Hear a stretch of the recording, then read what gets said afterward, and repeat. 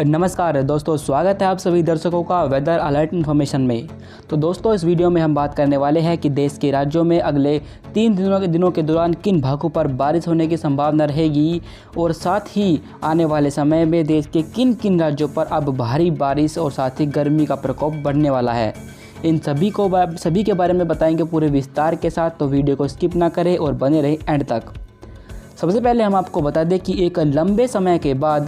देश के एक लगभग बड़े इलाके पर तमाम हिस्सों पर आपको बारिश देखने को मिलेगी और ये बारिश का जो दौर शुरू होगा वो देश के सेंट्रल राज्यों से शुरू होगा और सेंट्रल राज्यों के बाद ये बारिश उत्तर भारत, पूर्वी भारत और यहाँ तक कि दक्षिण भारत के इलाकों पर भी बारिश नहीं हुई थी, वहाँ भी बारिश होगी, गुजरात के हिस्सों पर भी बारिश होगी। यानी देश के एक बड़े इलाके पर बारिश रिकॉर्ड की जाएगी आने वाले दिनों में। ये इस प्री मानसून सीजन की पहली इंटेंस स्पेल होगा जो कि आने वाले दिनों पर होगा और इसकी वजह से एक बार फिर से देश के कई हिस्सों पर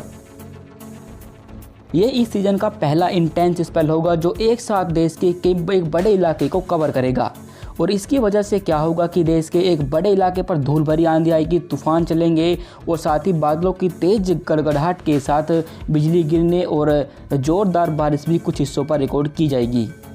उसके बारे में हम आपको लगातार अपडेट करते रहेंगे। अभी देखते हैं कि देश में अगले 3 दिनों के दौरान कैसा मौसम रहेगा। 7 अप्रैल को देखिए कि इस समय आप देख सकते हैं कि एक WD है जो कमज़ोर WD है जो जम्मू कश्मीर के ऊपर है और एक सर्कुलेशन है जो कि यहाँ पर डेवलप हो चुका है और साथ ही एक एंटी साइक्लोन है जो बंगाल की खाड़ी पर यहाँ बना हुआ है। एक अन्य एंटी साइक्लोन है जो कि यहाँ पर अरब सागर पर है और यही मौसमी सिस्टम इस समय है देश के राज्यों पर और इन्हीं की वजह से अब धीरे धीरे बारिश का जो प्रभाव रहेगा वो देश के सेंट्रल राज्यों से शुरू हो जाएगा। आप देख सकते हैं कि 7 अप्रैल को झारखंड, छत्तीसगढ़, मध्य प्रदेश और साथ ही दक्षिणी उत्तर प्रदेश, विदर्भ और मध्य महाराष्ट्र के कुछ हिस्से यहाँ पर मौसम बदल जाएगा और यहाँ पर आपको कुछ स्थानों पर हल्की बारिश 7 अप्रैल को देखने को मिल सकती है। ये बारिश इन भागों पर क्यों होगी? क्योंकि ये एंटी साइक्लोन यहाँ से नमी वाली हवाओं को इस तरीके से घुमाकर यहाँ पर भेजने लगा है और ये सर्कुलेशन भी इन हवाओं को इस तरीके से ऊपर की तरफ उठाएगा जिसकी वजह से यहाँ पर ये बादल बनने शुरू होंगे और धीरे धीरे बारिश जो होगी वो हल्की होगी और धीरे धीरे जैसे हम आगे बढ़ेंगे तो ये बारिश इन भागों पर और अधिक जोर पकड़ती जाएगी। पूर्वोत्तर भारत के हिस्सों पर देखिए कि यहाँ पर भी नमी वाली हवाओं का प्रभाव बना हुआ है और इसी वजह से यहाँ पर अरुणाचल प्रदेश पर कई स्थानों पर हल्के से मध्यम बारिश होगी जबकि दक्षिणी हिस्सों पर हल्की ही बारिश रिकॉर्ड की जाएगी 7 अप्रैल को। जम्मू कश्मीर पर हल्की बारिश होगी जबकि हिमाचल प्रदेश और उत्तराखंड पर मौसम साफ रहेगा, पर यहाँ पर ऊंचाई वाली पहाड़ियों पर कहीं कहीं हल्की बारिश हो सकती है। मैदानी हिस्सों पर मौसम साफ हो जाएगा क्योंकि यहाँ पर पिछले 24 घंटे के दौरान हल्की बारिश हुई थी, पर अब 7 अप्रैल को इन भागों पर मौसम साफ हो जाएगा और यहाँ पर एक बार फिर से उत्तरी दिशा से हवाएं चलना शुरू हो जाएंगी और इन हवाओं की वजह से यहाँ पर मौसम बिल्कुल साफ हो जाएगा। दिन में तेज़ धूप निकलेगी पर लेकिन रात में मौसम सुखद रहेगा। दक्षिण भारत के हिस्सों पर भी देखें कि इन भागों पर अब मौसम जल्द ही बदलने वाला है। इन भागों पर पिछले कई दिनों से मौसम बिल्कुल साफ़ है, कोई बारिश नहीं हुई थी, पर अब यहाँ पर भी बारिश का एक नया स्पेल शुरू हो जाएगा। 7 अप्रैल को केरल पर कहीं कहीं पर बारिश होगी, बाकी अन्य हिस्सों पर 7 अप्रैल को कोई एक्टिविटी नहीं होगी और वहाँ पर मौसम साफ रहेगा। 8 अप्रैल को देश के राज्यों पर बारिश बढ़ना शुरू हो जाएगी क्योंकि एंटी साइक्लोन आगे बढ़ते हुए बंगाल की खाड़ी के उत्तरी हिस्सों पर होगा और सर्कुलेशन भी आगे बढ़ते हुए अब मध्य महाराष्ट्र के यहाँ पर आ जाएगा। साथ ही एक ट्रफ बन जाएगी जो यहाँ से यहाँ तक डेवलप होगी और इसकी वजह से क्या होगा कि अब 8 अप्रैल को झारखंड, बिहार के दक्षिणी हिस्से, छत्तीसगढ़, पूर्वी मध्य प्रदेश, विदर्भ और साथ ही मध्य महाराष्ट्र और उड़ीसा यहाँ पर कई स्थानों पर बारिश होगी और कई स्थानों पर यहाँ पर बादलों की तेज गर्जना के साथ बिजली गिरने और साथ ही यहाँ पर 50 से 60 किलोमीटर प्रति घंटा की रफ्तार से तूफानी हवाएं भी चलेंगी। इन भागों पर ऐसा भी हो सकता है कि यहाँ पर क्योंकि ये प्री मानसून सीजन है और इसमें जो क्लाउड का जो टॉप रहेगा वो 55,000 फीट या उससे अधिक बन सकता है जिसकी वजह से यहाँ पर ओलावृष्टि भी कहीं कहीं पर रिकॉर्ड की जाएगी। और अगर इन भागों पर ओलावृष्टि होती है तो जाहिर है कि इन भागों पर फसलों को नुकसान जरूर पहुँचेगा। उत्तर भारत पर WD आगे की तरफ मूव कर गया है, पर लेकिन अभी भी जम्मू कश्मीर के पूर्वी हिस्सों पर कहीं कहीं पर हल्की बारिश हो सकती है। बाकी हिमाचल प्रदेश, उत्तराखंड और साथ ही हिमाचल और मैदानी हिस्से इन भागों पर भी मौसम साफ रहेगा और इन भागों पर 8 अप्रैल को कोई भी एक्टिविटी नहीं होगी।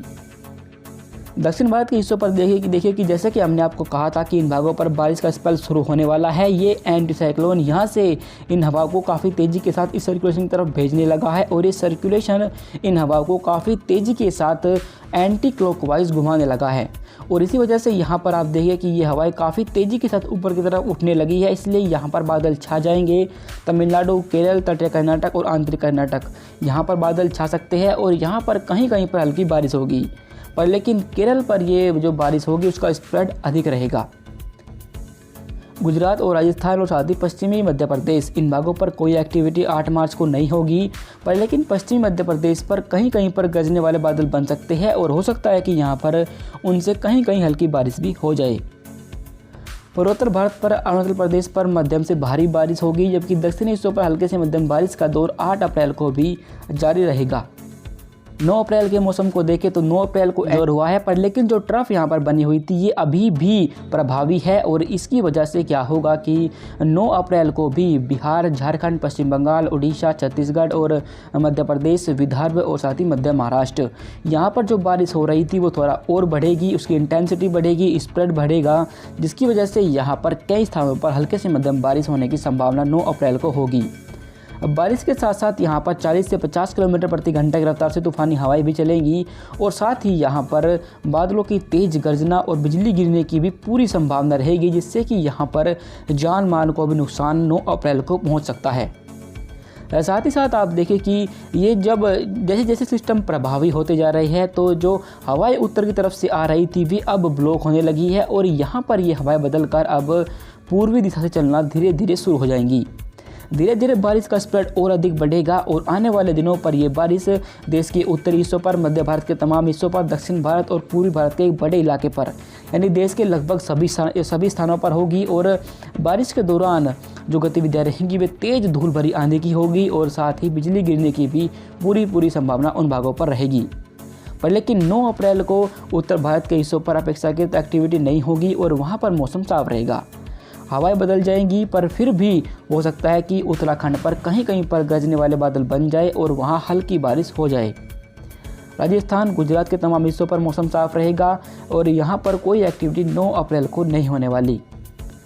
पूर्वोत्तर भारत पर जो बारिश हो रही थी वो कम हो जाएगी, क्योंकि नमी वाली हवाई यहां से पूर्वोत्तर भारत के हिस्सों पर पहुंचना बंद हो गई है, पर फिर भी यहां पर अरुणाचल प्रदेश की ऊंची पहाड़ियों पर आपको हल्के से मध्यम बारिश देखने को मिलेगी।